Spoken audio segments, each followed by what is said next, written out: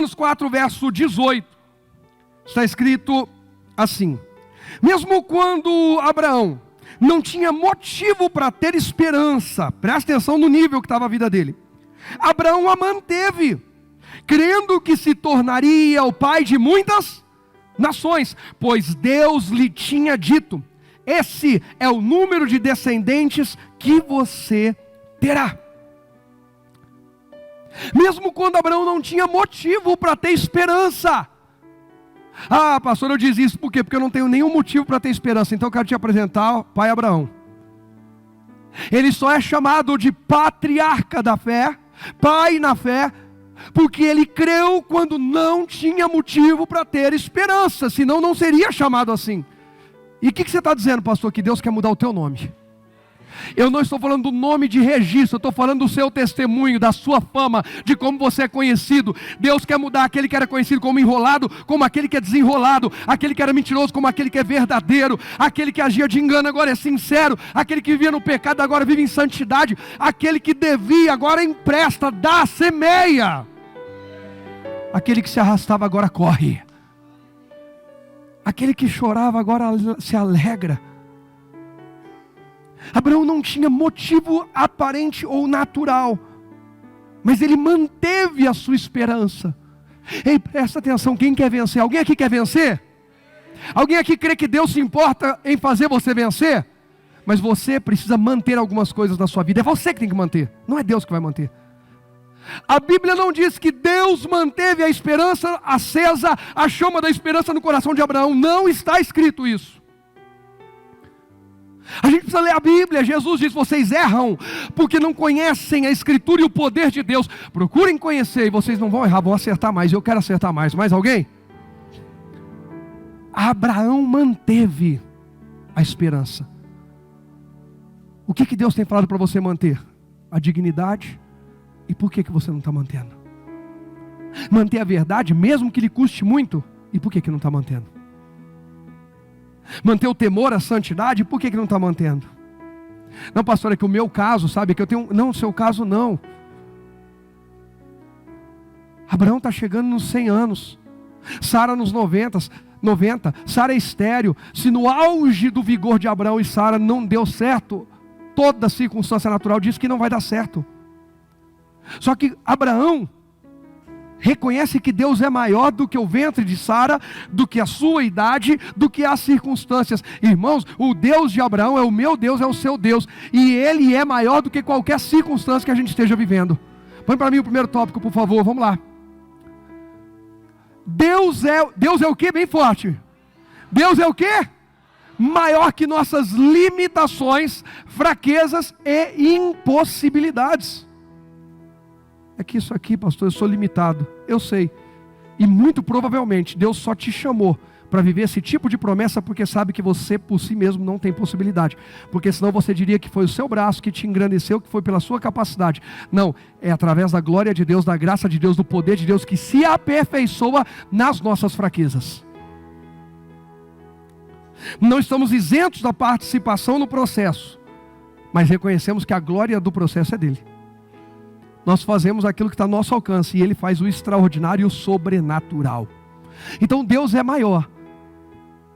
Essa semana, quando você for sair para o trabalho, quando você for conversar com alguém, quando você tiver que lidar com uma situação complicada, ao longo desse mês, quando você pensar, mas é impossível. Ah, mas é que eu sou humano, né? Eu sou limitado. É que eu sou fraco. É que não dá. Você vai se lembrar que para você pode não dar. Você realmente pode ser mais fraco do que o problema. E as suas fraquezas podem falar mais alto do que a circunstância, mas nada disso é maior do que o teu Deus que te chamou para viver um mês de fome, sede, paixão, desejo de mais a vida dele, de mais avivamento. Então, vamos mergulhar nisso. Se Abraão pôde manter a sua esperança, eu também posso. Se mesmo sem nenhum motivo natural Abraão guardou sua esperança, eu também posso guardar a minha. Mais alguém? Nós temos Deus e Ele é maior do que qualquer situação contrária. Olha o verso 19, vamos lá, versículo 19. E sua fé, olha só, Então, vamos ler o 18 de novo, só para dar um entendimento. Porque o 18 é a base de tudo aqui. Mesmo quando não havia motivo para ter esperança, Abraão a manteve, crendo que se tornaria o pai de muitas nações. Pois Deus lhe tinha dito: esse é o número de descendentes que você terá. E sua fé não se enfraqueceu, embora soubesse que aos 100 anos seu corpo, bem como o ventre de Sara, já não tinham o quê? Já não tinham vigor. Olha o 20. Em nenhum momento a fé de Abraão na promessa de Deus vacilou, em nenhum momento. Na verdade, ela se fortaleceu, e com isso ele deu glória a quem? A Deus. Põe o segundo tópico aí para mim, que hoje eu vou no estilo pastor Angélica. Eu vou acelerado. Presta atenção. Abraão poderia duvidar. A fé de Abraão poderia ser inconstante e vacilar. Mas ele não duvidou, nem vacilou. Então não duvide, não vacile. Se Deus falou, a responsabilidade de operar é dele. A responsabilidade de crer, manter o que precisa ser mantido, guardar o que precisa ser guardado é minha. Cada um assume a sua. Cada um se posiciona dentro da sua responsabilidade. Quem está entendendo? Eu preciso assumir a minha posição em Deus. Eu preciso ter um posicionamento firme em Deus. Ah, pastor, mas e a situação de Sara, e a idade de Sara? Põe aí esses dois versículos na revista e atualizada para mim, por favor. A RA, o 19 e o 20 só. Só o 19 e o 20, põe aí para mim, por favor. E sem enfraquecer na fé, embora levasse em conta. Eu peguei por causa desse levasse em conta. Nós não estamos falando sobre viver em negação. Abraão nem leva em conta a idade dele, nem leva em conta o ventre de Sara, o seu vigor. Ele leva em conta. Às vezes, sabe qual é o nosso problema? É que a gente pensa que os heróis da fé viviam como cegos, alienados, que eles não levavam em conta. Pedro sair do barco, Pedro não levou em conta que ele poderia afundar. Claro que levou. Moisés não levou em conta que ao estender o cajado, o mar abriu, ok, até aí ele não tinha entrado. Mas e se no meio do caminho o mar fecha de volta sobre eles? Vocês acham que Moisés não levou em consideração isso? Quem levaria em consideração? Quem pensaria nisso? Diga eu. Eu tenho praticamente certeza, Moisés também. Só que o que esses homens, mulheres, valentes de Deus, heróis da fé, têm em comum? Que apesar de levar em conta a possibilidade de dar errado, eles decidiram fortalecer sua fé. Eles decidiram alimentar a sua fé. E sem enfraquecer, eles fizeram musculação. Academia da fé. O que é academia da fé? Você só levanta o peso que você aguenta. Agora você está bem? Então agora você vai subir um pouquinho, vai pegar um pouquinho mais de peso. E mais um pouquinho. E quem faz musculação sabe. Sem dor não tem ganho. Quero ganhar massa muscular, então vai doer. Quer ganhar uma vida cheia de testemunhos? Está com medo da resposta já, né? Quer uma vida cheia de testemunhos? Vai doer. Mas é melhor doer ganhando músculo do que doer por causa da gordura, porque a dor da gordura é a dor da morte, a dor da musculatura é a dor da saúde. O que é isso aí? A dor das renúncias que eu faço por ficar na palavra, dói, renúncia. Não vou viver igual aos outros, eu sou diferente sim, eu não vou agir como eles agem, não vou me dar um jeitinho, não, dá um suborno, faz aquilo, não, mas eu vou perder, eu perco aqui, vai doer aqui, mas lá na frente eu ganho, porque quem vai cuidar de mim é o meu Deus. Pessoas que não encaram pequenas dores, vão ter que encarar grandes dores. A gente precisa lidar com elas. Volto a dizer, estou falando de dor de renúncia, de dor de posicionamento espiritual, de dor de obediência à palavra. E gente, imagina, eu chego para você e falo assim, seguinte, quarta que vem você vai vir para o culto, eu contratei o buffet de uma churrascaria e vai ter uma janta aqui. Nossa, que droga. Eu tenho que obedecer, né? Sentar nessa mesa e comer. Fazer o quê? Irmão, obedecer para assumir uma bênção não dói. O que dói é a obediência da renúncia. É a obediência de sair do meu natural e andar no espiritual, de fazer aquilo que eu não me sinto confortável. Irmãos, meu Deus, o que eu mais lido, e glória a Deus que pelo menos são esses os problemas.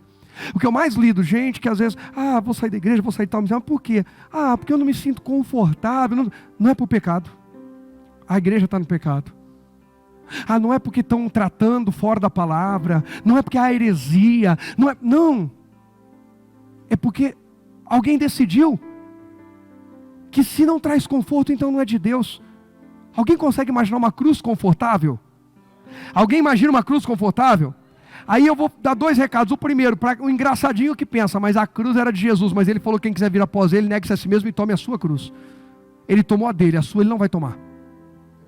Claro que tomou, pastor. Não tomou. A cruz dele tinha os seus e os meus pecados. Tinha o preço que a gente precisava pagar. Mas a nossa cruz tem obediência, renúncia. Essa ele não tomou. Ele não veio, morreu e disse assim: eu obedeço por eles não precisam mais obedecer.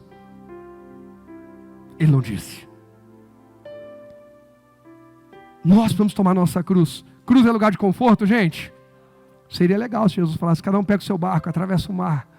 Cada um pega o seu cajado. Meu cajado é igual de Moisés. Faz jorrar água da rocha, abre o mar, maravilha. Não.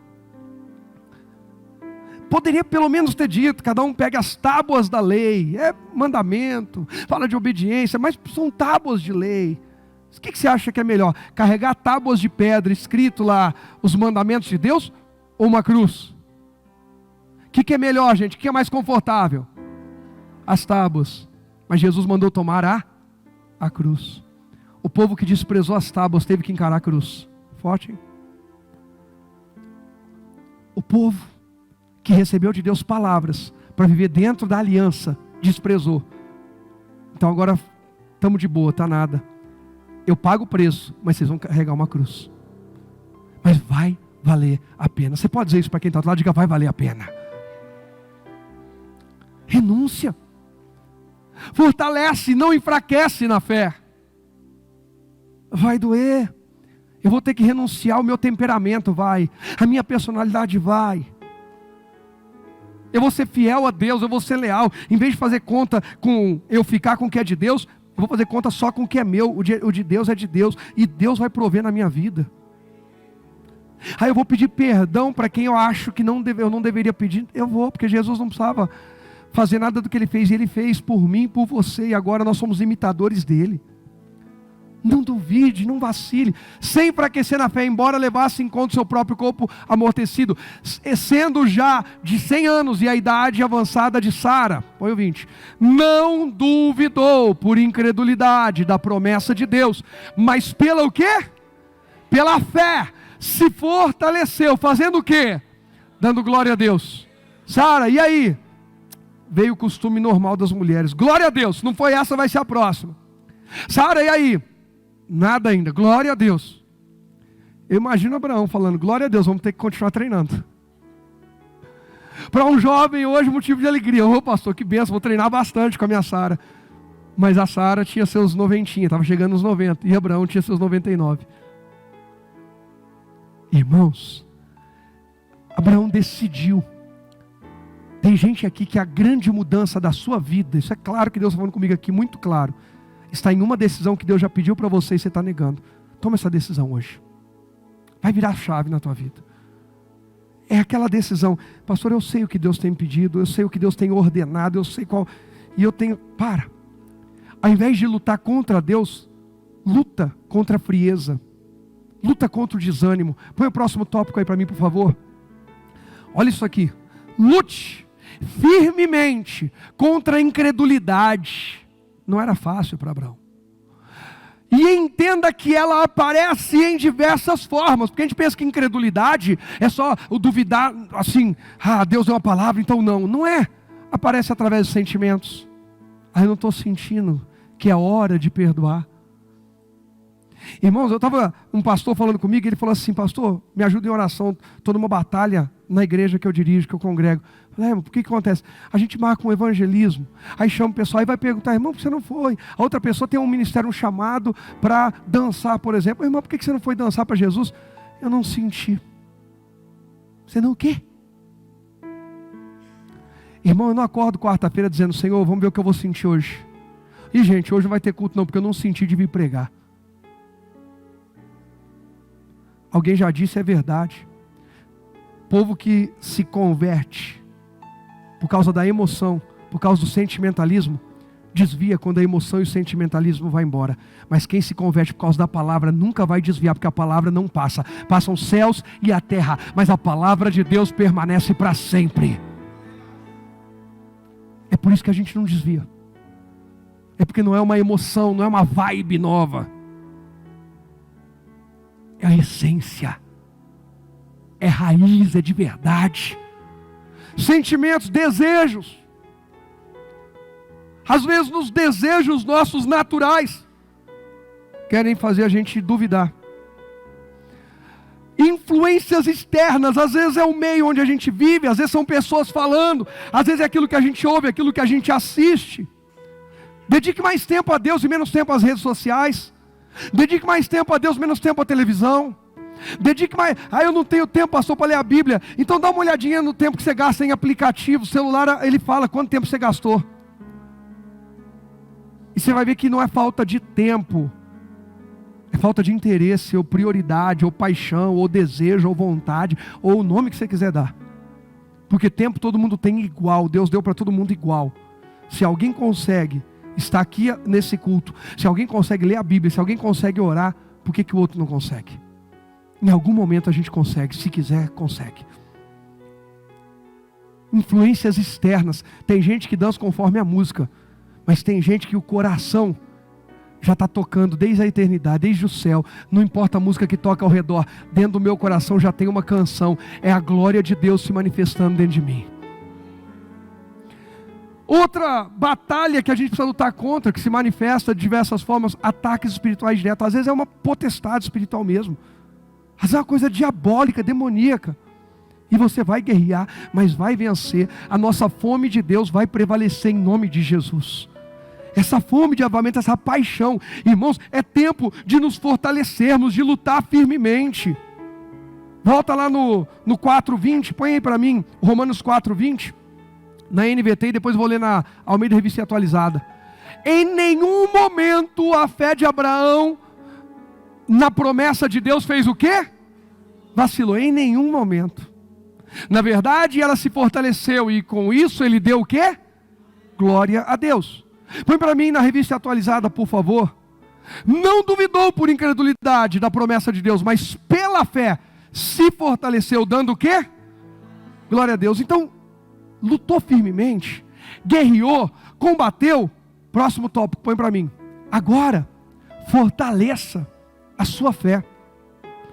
Não deixe a sua fé enfraquecer. Alimenta a sua fé, exercita a sua fé. Irmão, sabe qual é o problema? A gente começa a viver muito no piloto automático. E aí quando vem grandes desafios de fé, a gente está muito tempo sem fazer nada pela fé. Irmão, está vendo um tempo que as pessoas não... O que você fez pela fé essa semana? Como assim, pastor? Aí, pastor, eu comprei um sapato. Isso não é pela fé, isso é pela emoção.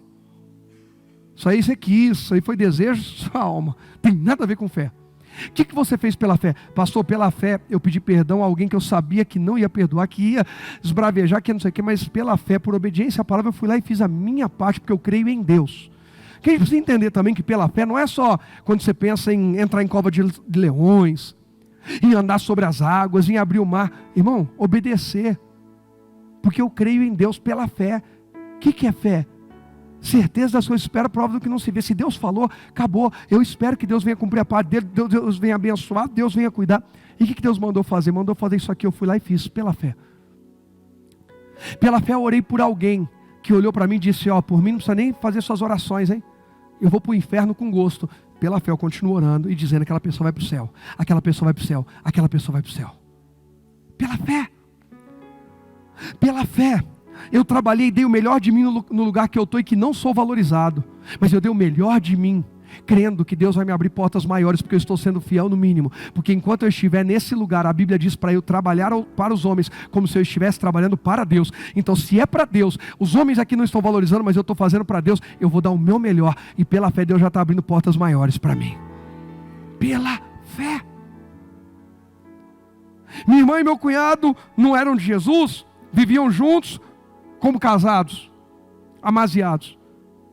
Começaram a caminhar perto de mim, da pastora, meus pais, e começaram o processo de libertação e conversão.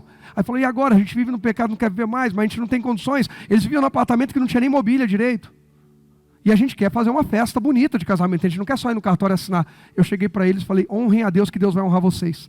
Honrem a palavra de Deus, que Deus não tem dificuldade de honrar ninguém. Irmão, quantas pessoas eu já atendi que dizem assim, quero casar, mas não tenho condições. A menos que Deus fale assim, isso aí, esse casar vai dar ruim aí. Vai devagar, porque não é. Mas prepara, santifica, coloca diante de Deus que Deus vai honrar. Todos que eu conversei, pastora sabe disso, todos que eu orientei, ele está balançando a cabeça porque ele é outro caso desse. Põe tudo diante de Deus e faz a parte de vocês que Deus vai honrar. Todos deram testemunho. A minha festa de casamento, as minhas coisas foram muito melhores do que eu imaginava. Aconteceram obras extraordinárias. Foi assim com meu cunhado e minha irmã. Tiveram uma festa, foi assim com o Leandro, com a Natália, assim com tantas pessoas. Por quê? Vou dar um passo pela fé. Eu tenho uma palavra de Deus e eu creio, vou me movimentar dentro da palavra. E Deus vai mover o sobrenatural em minha direção. Pela fé, coloca a tua vida em ordem, tua empresa em ordem, teu casamento em ordem, suas emoções em ordem, seu ministério em ordem, sua língua em ordem, porque tem gente que põe a língua em ordem. Que a língua é felina, é maligna, não é convertida. É melhor colocar em ordem do que ter que cortar. Jesus falou que se o olho direito for escandalizar, o olho esquerdo, arranca ele e vai para o céu. Melhor ser um olho do que com os dois ir para o inferno.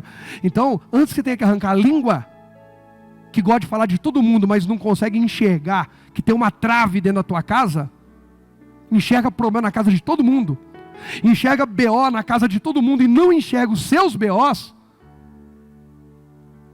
antes que Deus faz você ficar mudo. E quando eu falo ficar mudo, eu não estou falando, pastor, hoje jogou praga. Aí já pensou, irmão? Chega domingo, vem alguém aqui, oi pastor, estou sem voz, mas não é nada não, não é por causa daquela palavra não. Deus já me deixou sem voz por causa de uma bobagem que eu falei. Quando faleceu a Tainara, a filha mais velha da Selma, a gente orando por ela, câncer terminal, e a gente orando. Fui o último, orei por ela, lá no hospital, ela falou amém, deitou, falei agora descansa filha, ela fechou os olhos, não acordou mais. No outro dia eu chorando, falei Deus, como é que eu vou pregar? Como é que eu vou no velório falar alguma coisa para alguém? Ela pregava para todo mundo da família dela que Jesus disse, que o pastor deu a palavra. E agora, o que eu vou falar? Só que naquele domingo, eu tinha pregado na igreja sobre Zacarias, que duvidou quando Deus falou que a Isabel ia engravidar. E Deus deixou ele mudo. Falou, você está duvidando de mim, então você vai ficar sem falar, até o menino nascer. Irmãos, a pastora estava comigo, estava de carro vindo, cheguei no Paço Municipal ali, vindo aqui para o centro de São Bernardo. Eu conversando, falei, o que eu vou falar agora? Sumiu a minha voz, acabou minha voz na hora. E na hora que acabou minha voz, Deus fez eu lembrar. Lembra da palavra que você deu anteontem? Eu olhei para o pastor e falei para ela, você vai ter que pregar no velório. Aí quase que ela fala assim, eu não sei pregar em velório. Mas ela tinha voz, ela não podia negar. E aí chegou no velório. Quando chega no velório, vem os primos dela, vem todo mundo, pastor e não sei o quê. E eu imaginando que todo mundo ia olhar torto, dizer assim, aí Deus não fez, Deus não fez. Pelo contrário, todo mundo veio e disse assim, como é que Deus cuidou dela até o último instante. Gente na família que se converteu, mesmo na dor, na luta dela, ela ganhou almas para Jesus. Irmão, eu falo isso aí, dá um nó na garganta, vontade de chorar por um testemunho lindo. Aí na hora eu pedi a Deus, enquanto a pastora dava uma palavra no velório, eu pedi a Deus no meu particular, assim no íntimo, Deus, me perdoa, eu sei que eu sou besta mesmo, eu sou incrédulo, tem misericórdia de mim, e me dá só um pouquinho de voz para eu falar alguma coisa aqui para eles, que ela falou tanto do pastor, das palavras, e agora eu não vou dar nenhuma palavra para eles, Deus. Aí Deus foi bom, obrigado papai, me deixou falar um pouquinho, coisa rápida, bem pouquinho eu consegui falar.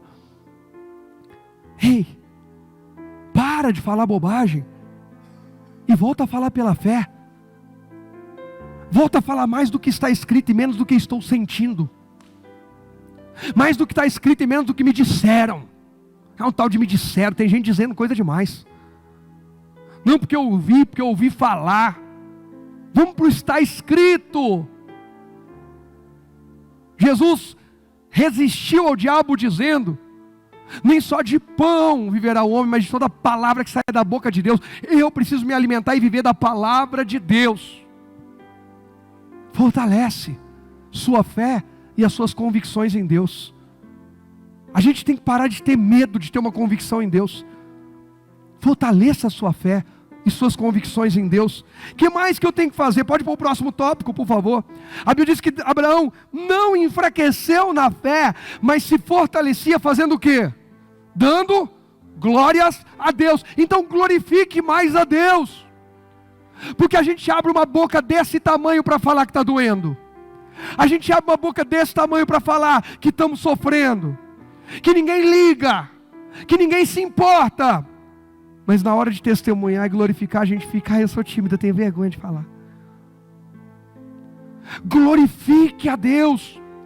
Não apenas depois que aconteceu, porque glorificar a Deus depois que aconteceu é gratidão. E glória a Deus, precisa ter gratidão, amém? Mas glorificar a Deus antes é fé. Os 10 leprosos tiveram fé, só um teve gratidão. Por que os 10 tiveram fé? Porque os 10 foram andando. Jesus mandou e eles foram, fé.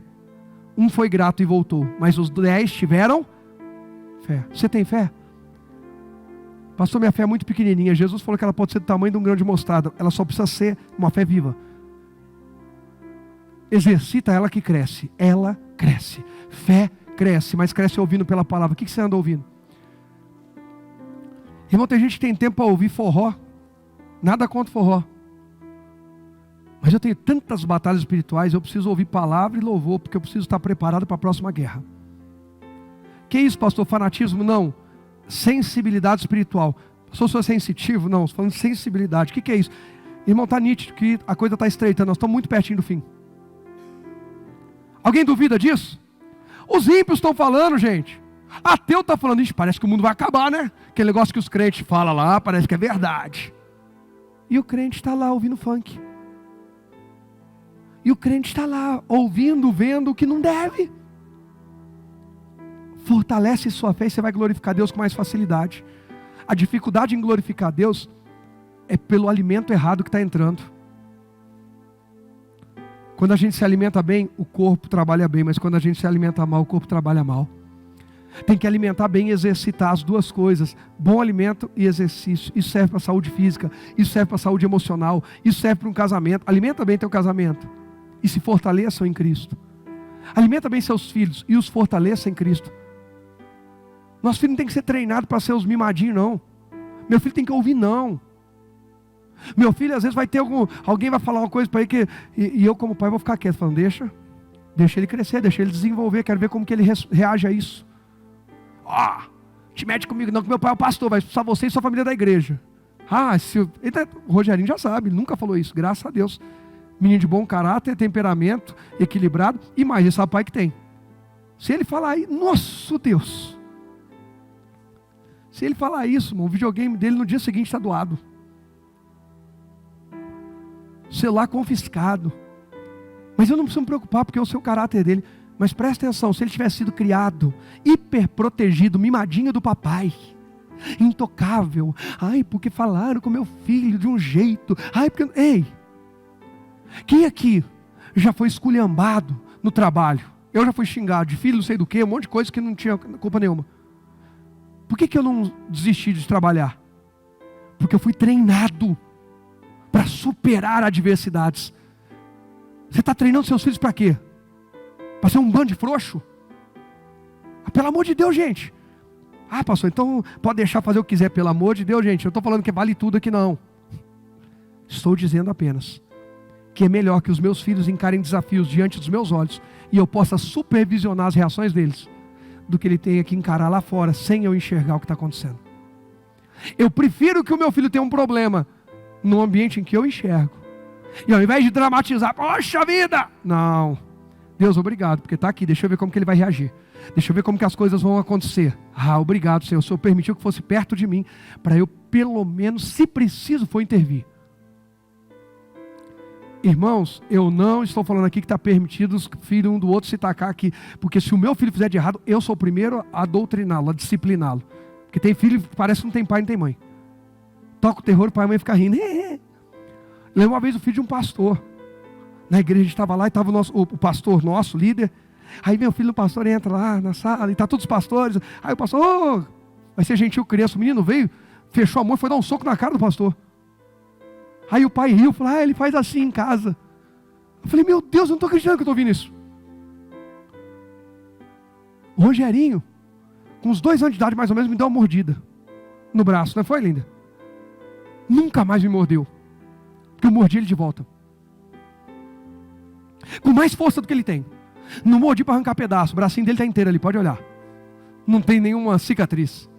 Mas eu mordi o suficiente para ele entender que dói e que não é legal. Nunca mais precisei mordê-lo.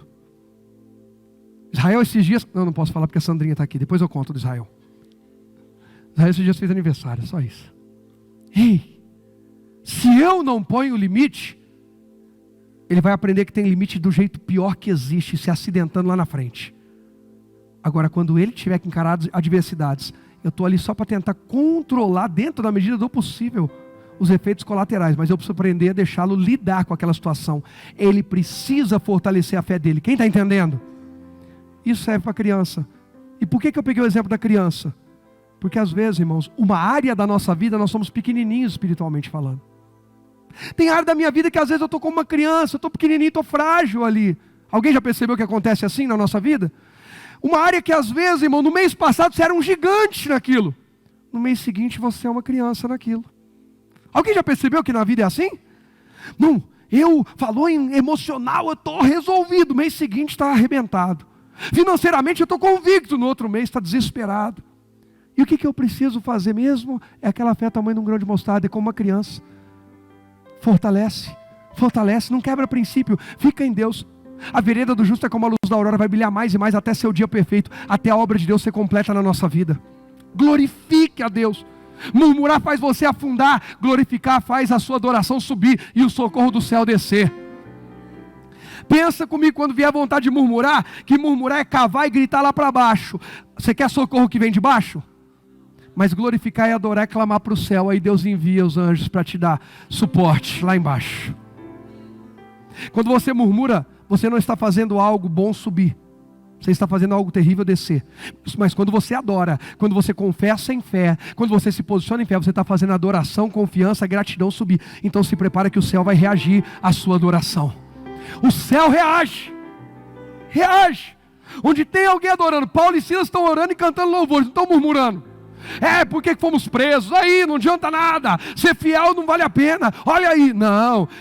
Louvado seja o nome do Senhor. Jesus foi crucificado, eu tomei uma surra, é muito pouco perto do que o meu Senhor fez, mas que honra eu tenho. E prenderam a gente, também prenderam o meu Senhor, eu estou parecendo com Ele, que incrível, eu estou parecendo Jesus. Aí o céu olhar e falar assim: você já entendeu tudo, pode tirar ele de lá. Ele não precisa ficar mais preso não. Abre tudo. Abre. Paulo e Silas não pediram para Deus livrá-los da cadeia. Paulo e Silas não pediram para Deus abrir as prisões. Paulo e Silas simplesmente adoraram a Deus. Porque quando você e eu aprendemos a adorar a Deus no meio da tribulação, até o que a gente não pede, mas precisa, Deus já envia socorro do céu e libera sobre nós o que a gente nem pediu. Eles não pediram, mas adoraram. Ficar fazendo a carinha de vítima, pobre coitado, não vai mudar nada. Adorar muda. O que você nem pediu, Deus vai fazer. Ele sabe o que a gente precisa. Glorifique a Deus. Agora, por que eu vou glorificar a Deus? Eu separei aqui duas ou três razões aqui para a gente glorificar a Deus. Alguém quer glorificar a Deus? Se fortalecer na fé e glorificar a Deus? Primeira razão, vamos lá em Miqueias 7. Abra a Bíblia em Miqueias 7. Pastor, quem que é o Miqueias? O Miqueias é o vizinho do Jonas, na Bíblia, tá?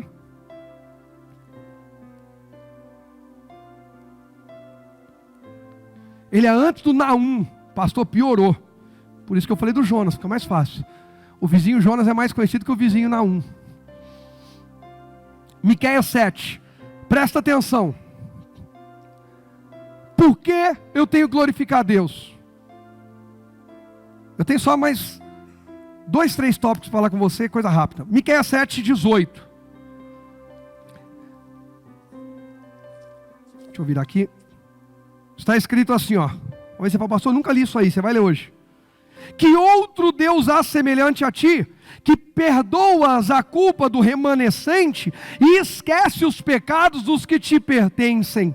Não permanecerás irado com teu povo para sempre, pois tem prazer. Pois tem o quê? prazer em mostrar o teu? Esse é o meu Deus. Deus não tem prazer em mostrar a ira dele contra mim, contra você. Ele tem prazer em mostrar o amor dele. Essa noite, através dessa palavra, Deus está mostrando o amor dele para a gente. Alguém aqui precisa de perdão? Vou dar mais uma chance para alguém que se achou. Alguém aqui precisa de perdão? Que outro Deus assemelhante a ti que perdoa a culpa do remanescente?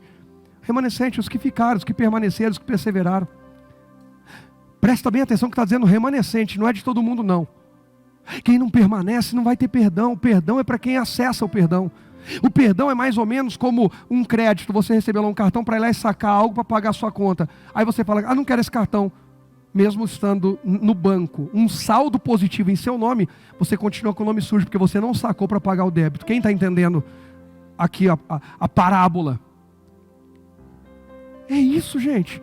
Eu preciso acessar o perdão como? Pedindo perdão, reconhecendo meu estado pecador, me arrependendo, produzindo frutos de arrependimento, dizendo, Deus, eu preciso mudar. Não é pedir perdão e dizer, Deus, o Senhor entende que eu sou assim, né? Então eu vou ter 2 mulheres. E na semana que vem, Deus, vim aqui pedir perdão de novo, mas o Senhor entende. O pastor falou que o Senhor perdoa por causa do teu amor, então tá tudo bem o caramba. Você vai para o inferno se tiver 2 mulheres. Se tiver 2 homens, também vai para o inferno. Seja homem, seja mulher, porque hoje em dia também não dá para falar, então pronto, vale tudo. E homem que tiver outro homem, se não se converter, também vai. Que é isso, pastor? Bíblia. Eu acabei de falar contra o adultério? Não. O sangue de Jesus tem poder. Falei contra o adultério? Engraçado, ninguém veio manifestar revolta.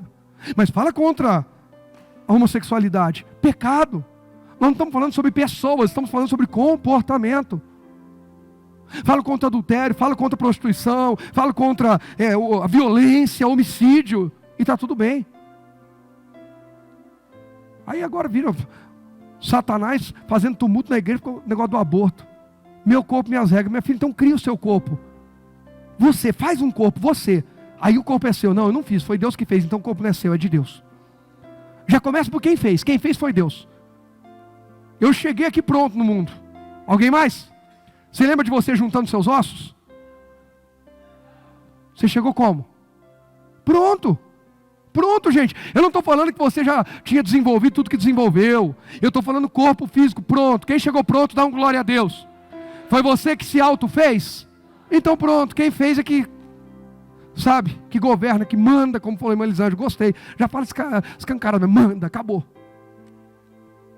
Acabou. Eu quero minhas regras, então faz um bonequinho. E aí você faz com ele, rasga ele, faz o que você quiser. Porque aí o bonequinho é seu. Mas aquele bebê quem está fazendo é Deus. Mesmo que tenha alguém errado, quem está fazendo é Deus. Irmão, a gente precisa ficar na palavra. Deus tem prazer em manifestar amor para todo mundo, inclusive para quem se revolta e taca o terror. Deus tem prazer em mostrar amor. Mas é o remanescente, é quem vai lá. Todo mundo quer ir embora, mas eu quero ficar com Jesus, eu quero ficar com Jesus, eu quero ficar com Jesus. Essa é uma noite de dizer, eu quero ficar com Jesus. Ele tem prazer em mostrar amor. Por que eu vou glorificar a Deus? Primeiro, porque é aquele, por quem Ele é, aquele que perdoa e tem prazer em demonstrar amor. Segundo, Marcos 10, vamos lá, Marcos 10. Daqui a pouco eu mostro 3 tópicos para você, mas eu quero ler 3 textos antes. Marcos 10, 18. Por que você me chama de bom? Perguntou Jesus. Apenas quem? Deus é verdadeiramente o quê? Bom. Por que eu vou glorificar a Deus? Porque Ele é bom. Porque Ele perdoa. E Efésios 3:20, põe aí para mim por favor, Efésios 3:20. Deus está falando com alguém hoje aqui? Tá, eu tenho certeza, não tenho dúvida disso. Toda glória seja a Deus, que por seu grandioso poder, que atua em nós, é capaz de realizar infinitamente mais do que poderíamos pedir ou imaginar. Por que eu devo glorificar a Deus? Terceira razão porque eu devo glorificar a Deus, porque Ele é poderoso para fazer mais do que eu posso pedir ou imaginar. Põe aí o próximo tópico para mim, por favor. Por que glorificar a Deus? Por quem Ele é. E quem Ele é? Ele é aquele que perdoa, Ele é aquele que é bom, Ele é aquele que é poderoso para fazer tudo, dentre outras tantas atribuições. Passaria a noite inteira falando e não esgotaria. Eu peguei só essas três. Ele é aquele que perdoa. Isso é motivo para glorificar a Deus? Porque Ele é bom, é motivo para glorificar a Deus? Ele é aquele que faz tudo, tem poder para fazer tudo, muito além do que a gente imagina. É motivo para glorificar a Deus? Então, glorifique. Glorifique a Deus. Não enfraqueça na fé, se fortaleça na fé e dê glórias a Deus por quem Ele é. Por quem Ele é. Ele é o que perdoa, Ele é aquele que é bom, Ele é aquele que ama, Ele é aquele que faz além do que pedimos ou pensamos. E vamos lá, para a gente terminar, volta lá em Romanos 4.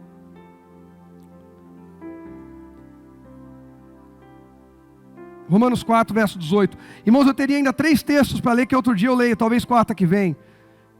De Filipenses 4, de 1 de João 5, de Salmo 62, mas eu vou finalizar em Romanos 4, onde a gente começou.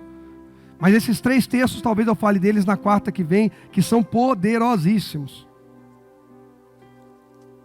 Romanos 4, verso 18, na NVT mesmo, está escrito assim, ó: mesmo quando não havia motivo para ter o quê?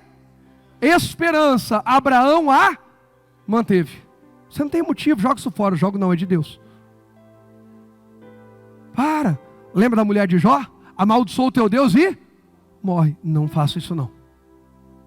Enquanto eu tiver vida, eu posso até lamentar, eu posso até pedir a Deus, se Ele quiser me levar, me leve embora. Mas amaldiçoá-lo e me matar jamais. Porque alguém diz assim, não, o Jó não pensou em suicídio, a mulher dele sugeriu suicídio. Não, pastor, falou amaldiçoa Deus e morre. Ela queria dizer sobre desejar a morte. Se você ler, você vai ver que Jó desejou a morte. Ele desejou. Ele falou com Deus sobre, Deus, era melhor eu não ter nascido. Deus, é melhor, o que o Senhor está esperando? Por que você não me esmaga logo de uma vez? Algumas semanas atrás eu preguei sobre isso. Ele pediu a Deus a morte. Mas o que a mulher de Jó falou foi: amaldiçoa o teu Deus e se mata, acaba com esse sofrimento, acaba com isso. Por não aguentar mais, ou talvez por pensar, deixa eu recomeçar minha vida, porque está complicado desse jeito. Ele manteve sua vida. Talvez você diga, pastor, eu perdi tudo. Mantenha a sua vida. E eu vou dizer de novo, e alguém talvez de casa precisa ouvir isso: mantenha a sua vida.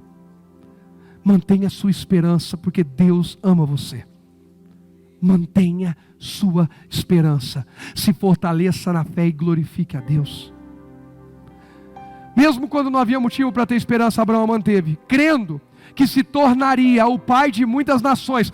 Pois Deus, lê bem forte para mim depois, pois Deus lhe tinha.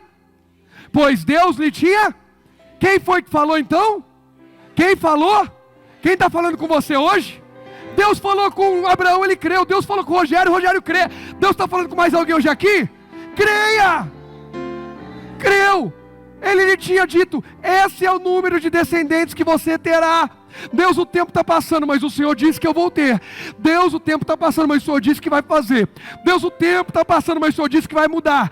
Deus, o tempo está passando, mas o Senhor disse que vai libertar, que vai transformar. Deus, o Senhor disse. Põe o próximo tópico aí. Por que eu tenho que glorificar a Deus? Glorifique a Deus pelo que Ele falou. Glorifique por quem Ele é. Glorifique porque Ele falou. Quem Ele é, o Deus que ama você, o que Ele falou, que todas as coisas cooperam para o bem daqueles que amam a Deus, e que em todas essas batalhas, nele, permanecendo nele, nós somos e podemos ser muito mais do que vencedores. Só quem crê, diga amém.